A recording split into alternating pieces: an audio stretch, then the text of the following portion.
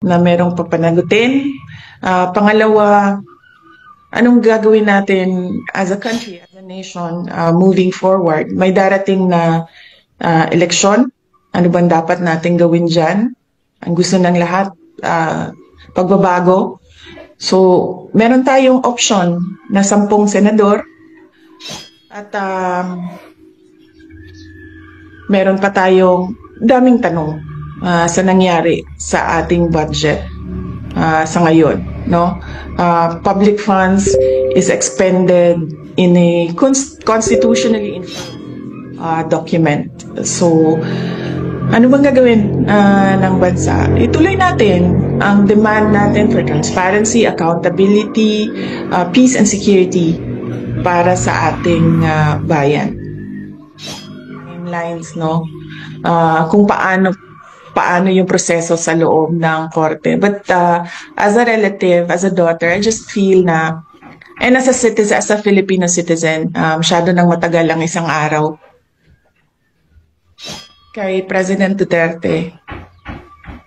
Noong nasa ere, si President Duterte, noong kasi sinusundan ko yung airplane niya, nung naintindihan ko na kung ano yung gagawin ng pamahalaan sa kanya,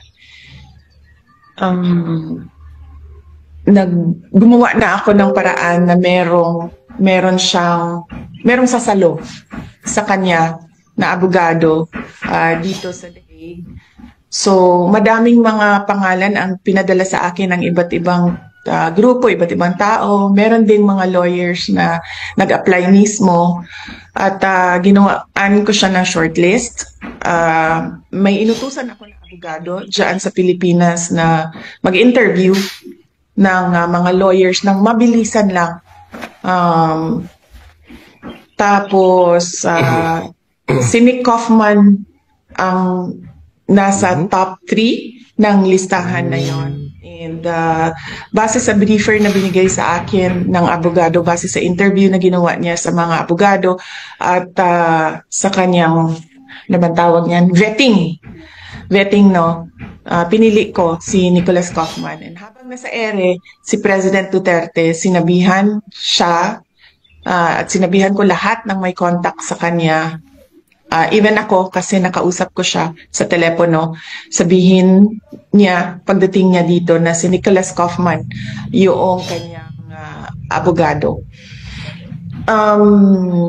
Pagdating niya dito, nakasulat sa papel din ang pangalan ni Attorney Salvador Mediadleya at siya yung unang nirecognize ng ICC na abogado. Kaya siya yung nandoon sa initial appearance.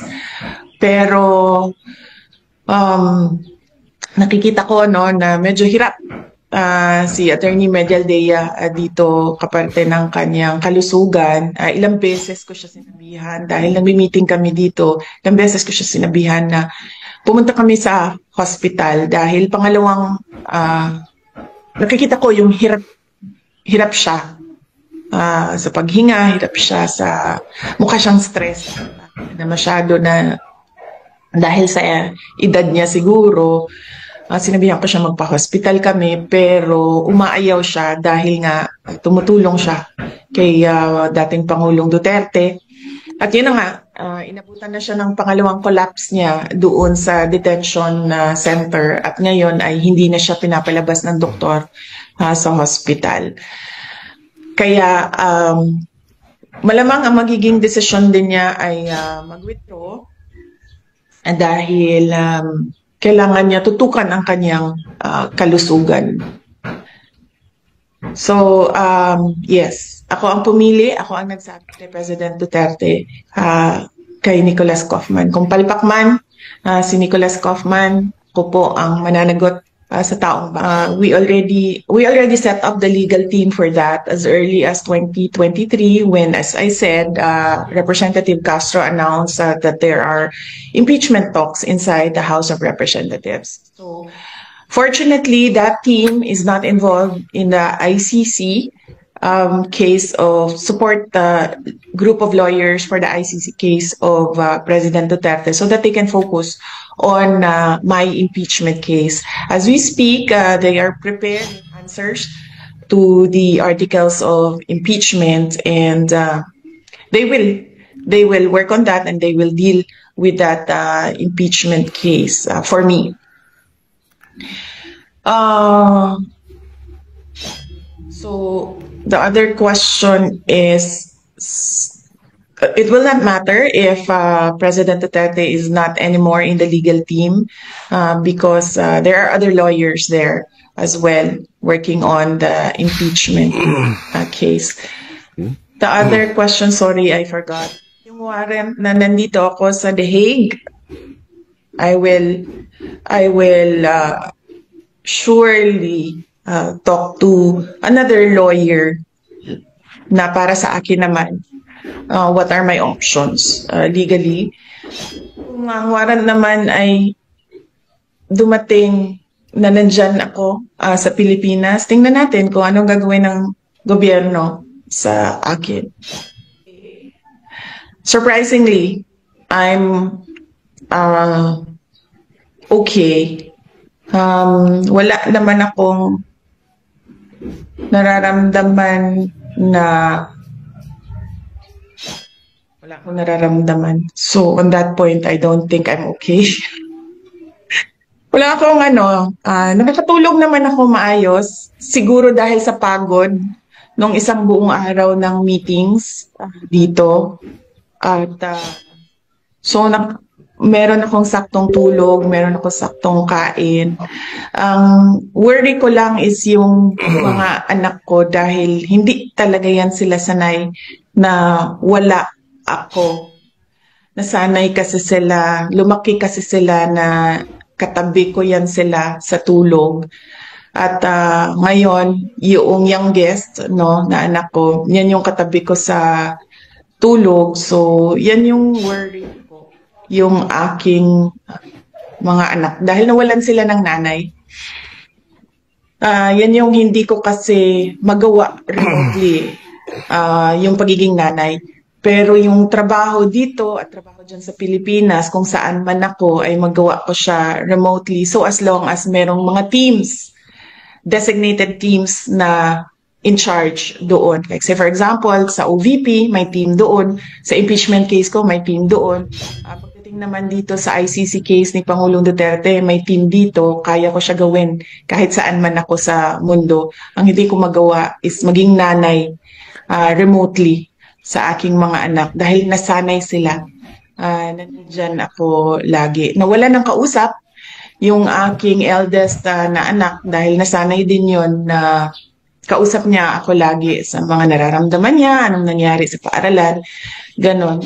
Yung pangalawang anak ko nawalan ng cheerleader dahil pag naglalaro yon sa kanyang soccer at basketball ay nandyan ako lagi talaga. Dala-dala ko yung mga paraphernalia ko, pom-poms, drums, yung mga trotot ko para i-cheer siya. And of course, yung youngest, as I said, nawala ng katabi sa tulog. So yun yung concern ko. Basta, let me just express my gratitude to Senator Amy Marcos for opening the Senate investigation, para siguro hindi na maulit at para napapag-usapan siya sa loob ng ating pamahalaan at para mailagay officially yung mga posisyon ng iba't ibang tao, iba't ibang sektor. Kasama din yung posisyon ko as Vice President at yung document na galing sa Office of the President na pirmado ng ating Pangulo. We will continue. The ICC case here will obviously continue.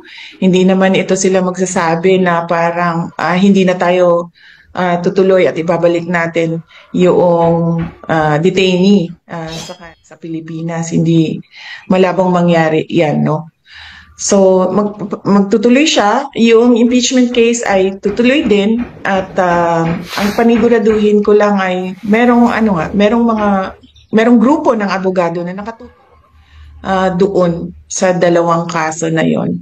Ang sa akin na lang naman ay consultation at decision making, no?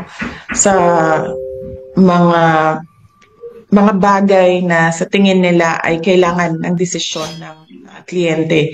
Dito naman sa ICC case, sa mga bagay na kailangan ipresenta sa ating Pangulo para kasi siya ang kliyente.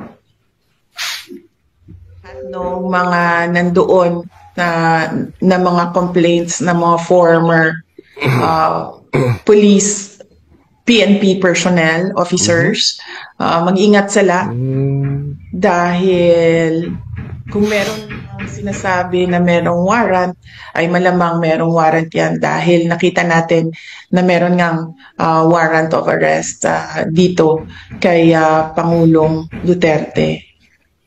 Ang sa akin lang din, no, na observation ba, noong nakaupo ako doon sa gallery ng ICC at nakikinig sa initial appearance ni Pangulong Duterte, a total of 43 cases.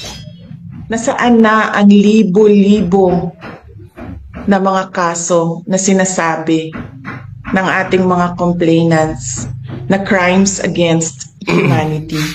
43 murder cases. Hindi ko dinidiscount yung 43 na sinasabi nila allegedly na namatay Pero crimes against humanity is a serious accusation na lagi nilang paulit-ulit na sinasabi 6,000, 9,000, 10,000, 40,000, 50,000 ang mga namatay. And they cannot even come up with 100 names ng mga namatay ng supposed war on drugs, which amounts to crimes against humanity.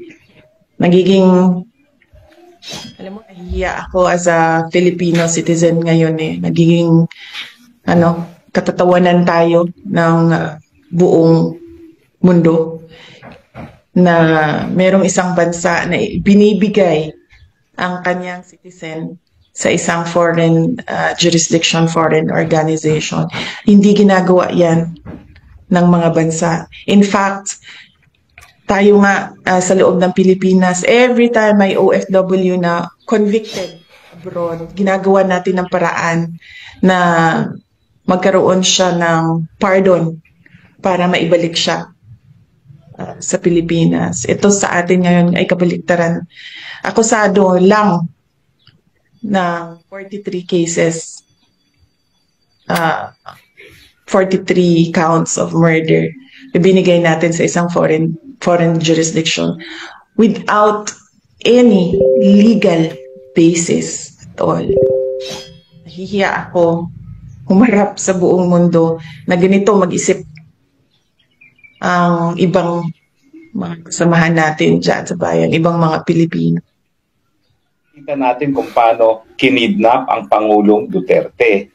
Meron bang pananagutan ng mga kapulisan, mga miyembro ng kabinete at ang presidente mismo noong sapilitan nilang pinala ang ating presidente sa The Hague? Well, unang-una po bago tayo pumunta sa usapin na ganyan, sasagutin ko lang po yung sabi ng ating Executive Secretary Bersamin na hindi raw nila tatanggapin ang pagkatao ni Presidente Duterte kung mabibigyan siya ng provisional liberty. Ang proseso po, sinabi ko ng isang araw, po pwedeng mag-apply for provisional liberty. Ang tignan is, flight risk ka ba? Anong krimen ikaw ang nasasakdal? Ano yung mga kondisyones? At kung may capacity ka ba para manakot ng mga testigo, Tapos ang susunod na tanong, saan? Pwedeng sa Netherlands, pero syempre kung sa Netherlands, bakit pa sila hihingi ng provisional liberty? Narito na sila, Bagamat, syempre, ganito ang hawla yung tinatawag nating Hilton Prison, Pero, hindi nakapagtataka po ang sinabi ni E.S. Bersamin.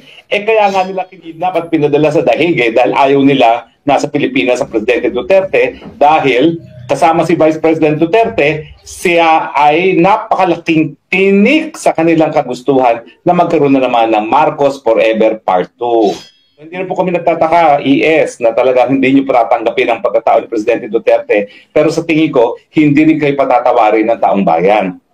80 anyos na gusto na lang mamahinga at mamatay sa kanyang sariling bayan, pinagkakait nyo pa. Huwag po kayo mag-alala. Nakaukit po yan sa puso at isipan ng mga taong bayan, karagdagang kasalanan ng Marcos administration sa sambayan ng Pilipino. Hindi po yan mabubura sa aming isipin. So ano nga bang krimen ang nangyari nung sapilitang isinakay nila si Presidente sa eroplano na nagdala sa kanya sa dahig? Well, ang ginagamit po nating term ay kidnapping. Pero sa totoo lang, ang kidnapping po, hindi po pwedeng gawin ng isang taong gobyerno. Kapag taong gobyerno po ang nanupil ng kalayaan ng liberty, ang tama pong krimen na nagawa ay yung tinatawag na arbitrary detention. Ano ba yung mga elemento ng arbitrary detention? Number one, yung nasasakdal o yung taong gumawa ay isang taong gobyerno. Pangalawa, pinakait niya yung kalayaan ng isang tao. No? Dapat merong aktual na paghuhuli at restraint ng kanyang kalayaan. Pangatlo, ito ay walang legal na basihan. So tingnan natin kung nandyan ba yung mga elemento. Una-una, taong gobyerno ba lahat ng gabinete at ang presidente na nagkunsyabahan, conspiracy na ipagkait ang kalayaan ng dating presidente Rodrigo Roa Duterte. Ang sagot, oo. Element 1, present. Element 2, nagkaroon ba ng aktual na pagdetene kay Presidente Duterte? Well, nakita naman natin sa video, tinanong nga ni Presidente doon sa Villamor, ako ba'y under arrest? Opo. Anong dahilan?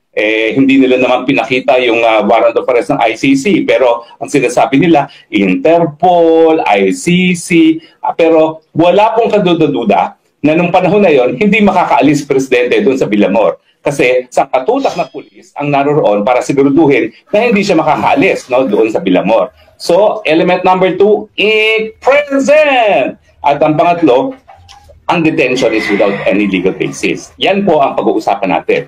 Legal na basihan ba yung warrant of arrest? Well, kung yung warrant of arrest ay dumaan sa tamang proseso, legal po yan. Pero ang sinasabi nga natin, hindi tama ang proseso. Ano yung hindi nasunod?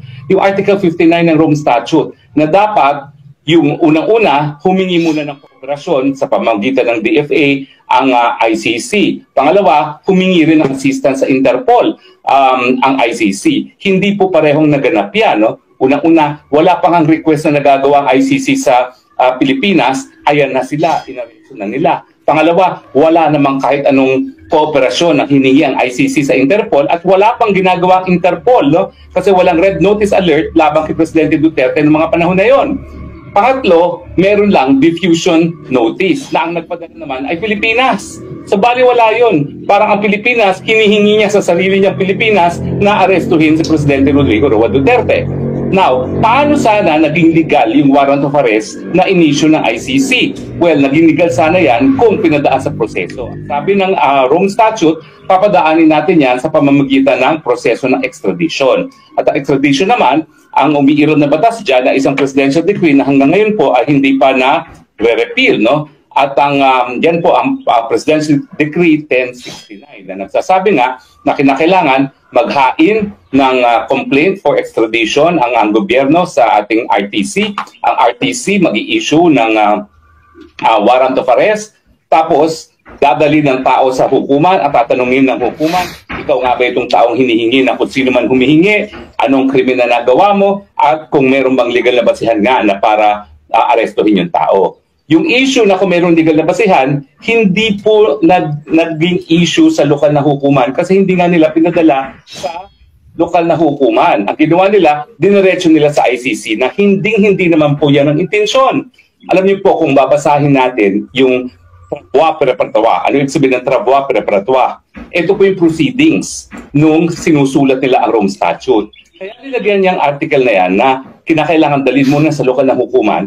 Kasi nga po yung mga naunang pagkakataon na palibasa, akusado isang tao sa isang karumalduman na krimen, gaya ng pagpatay ng mga Hudyo, ng pangalawang pandaigdigang digmaan na nangyari kay Eichmann. Yung Eichmann nga kasi kinidnap galing sa Argentina, dinarag para hindi makapalag at dinala sa Israel kung saan siya linitis. At ang isang depensa niya, Pwede ba naman yun? Kidnapping na ang ginawa niyo sa akin para lang ako mapanagot, para magkaroon ng katarungan ng biktima ng World War II. Sabi ng hukuman doon, na Israeli Supreme Court, main pa nga dahil wala kami pakialam, malay namin kung paano ko nahuli, importante, bigyan ka ng katarungan at ng patas na paglilitis.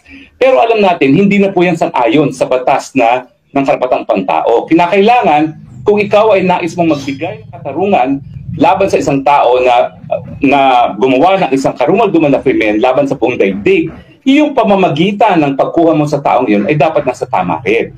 Kaya nga, ginawa ng Rome Statute, dapat dalhin muna sa lokal na hukuman at magkaroon ng tamang extradition hearing nang masigurado